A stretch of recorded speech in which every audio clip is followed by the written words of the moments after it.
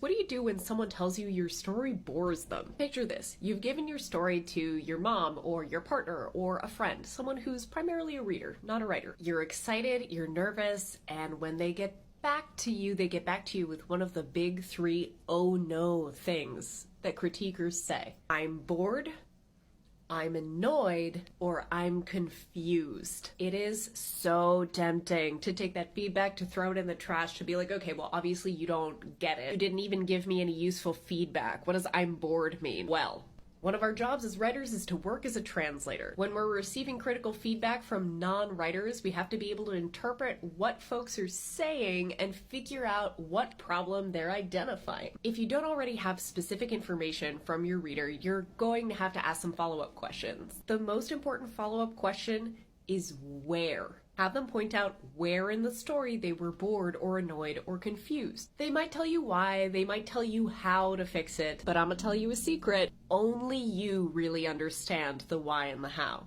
And remember that even though most readers are going to be speaking in lay terms, I'm bored, I'm frustrated, I'm confused, have a few pretty direct translations into writer speak. I'm bored means the pacing is slow.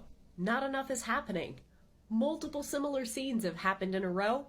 There's not enough conflict or tension. It could also mean I don't know where the story is going, or the story feels like it's starting to meander. I'm frustrated or I'm annoyed. I'm struggling with protagonist likability. The plot is starting to feel very plot convenient, like it's not actually being driven by the character. I figured out the plot twist 10 pages ago and the protagonist still hasn't gotten with the program. The same thing keeps happening over and over and over again. Instead of pulling off a plot twist, you pulled off a bait and switch. I'm confused, not enough setup, not clear enough setup, or the flow of thought and action in your scene is kind of wonky. Hope that helps you decode your vague concrete. This was Tips from a Fiction Editor. Like and follow for more.